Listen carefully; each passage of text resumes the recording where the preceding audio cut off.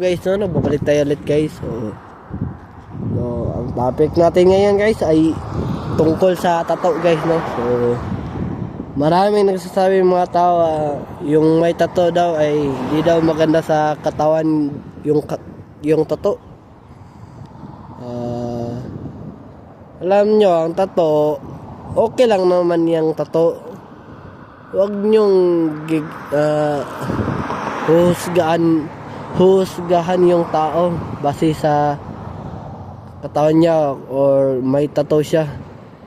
Hindi naman niya masama yung tattoo eh.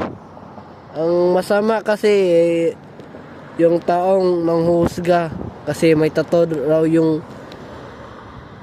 kapwa niya. Alam nyo, ang tattoo hindi naman yan nakakasama eh. Art lang yan, no? Mga tao kasi ngayon guys,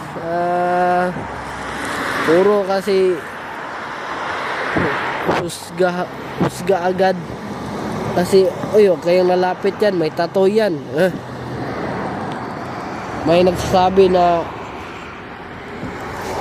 anong makukuha nyo sa pagtato?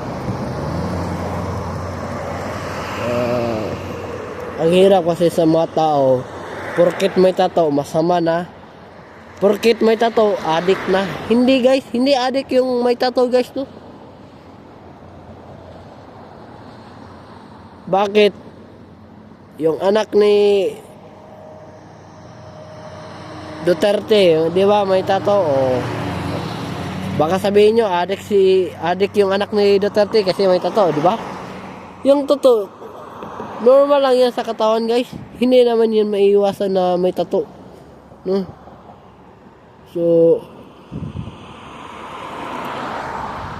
So wala akong galit sa mga tao may tato guys. So kung may tao akong makikita na may tato, hahangaan ko talaga yan guys. Kasi yung tattoo maganda yan guys. Ang problema lang yung mga tao lang nanghusga agad. Kasi may tattoo, masama yan, huwag kang lumapit yan. So, yan kasi yung utak ng mga tao guys, no? Utak ipis kasi guys. So kung may problema kayo sa tattoo,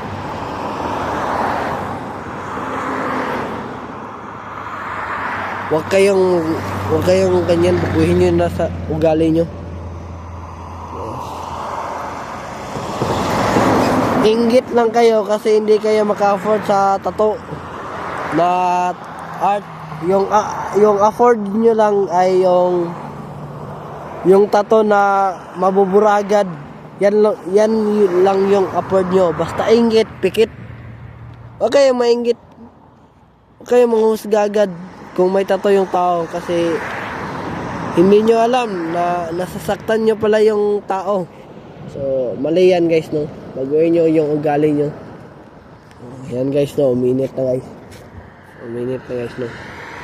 So wala akong pakialam kung ibabash nyo ako. Basta ang importante sa akin, pantay-pantay tayo, no? Kaya ko to i-vlog kasi para yung mga tao nang husga sa may tattoo, ma-listen learn, no? So ako, meron nga akong kaibigan na may tattoo hindi ko nga hinuhusgan kasi wala naman silang ginagawa sa akin na masama. Okay lang kung meron silang ginawang masama, okay lang yan. Pero ang hindi okay kung mabait siya sa iyo tapos huhusgan mo, yan ang hindi okay kasi nahuhusga ka kasi may tattoo yung tao. Walang masama kung yung tao may tattoo. Meron pa akong sasabihin sa inyo. Ang problema rin ng mga tao kapag yung lalaki may arthritis, sasabihan na addict. So yung may arthritis na lalaki, hindi yan addict guys. Ang problema kasi ng mga tao, kung anong susuotin ng mga lalaki, sasabihan sila adik, di ba? Kung magsusuot sila ng maraming singsing, sabihin na mayabang, di ba? Inggit ka lang kasi hindi ka makabili ng singsing. O, di ba? Yan kasi problema sa iyo, sa inyo mga tao. Puro inggit lang ang nasa utak. So, baguhin nyo yung ugali nyo, guys, no? So, hindi porket may arthritis, may tato, adik na. Hindi, guys. So, mga tao kasi ngayon, guys, judgmental na sila, guys, no? Marami nang nanghusga base sa kaanyuan ng tao. Porket nag-arthritis, adik na. Hindi, guys, no? Hindi yan adik, guys. Mga tao kaya ngayon nanghusga agad.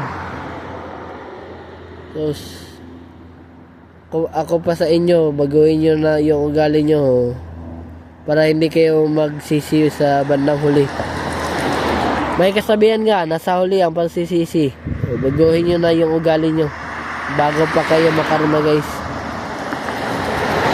Kasi ang karma ay totoo yan, guys. Darating din yung araw na makakarma ka rin.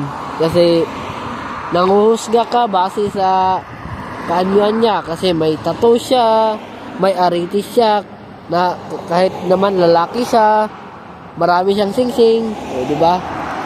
Baguhin niyo na yung ugali niyo, guys. Ayan, guys, una talaga yung 54, so sakay na tayo.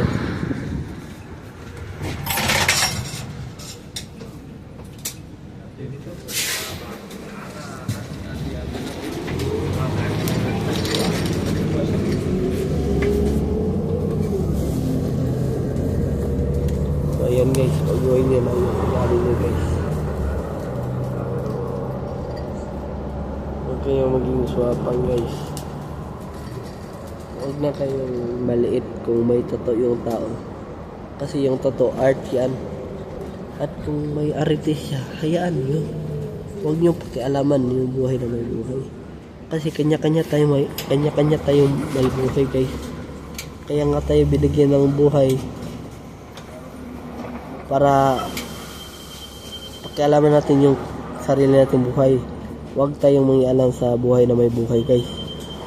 Kailangan maging totoo tayo. So, ayun, guys. So, dito muna matatapos yung vlog natin, guys. Please subscribe my YouTube channel. Aaron Caraldi, and don't forget to click the notification bell na all para updated kaya lagi sa aking mga vlog. So, yun na muna ngayon, guys. Have a wonderful day and have a nice day. Keep safe. See ya. See you for my next vlog. Peace out.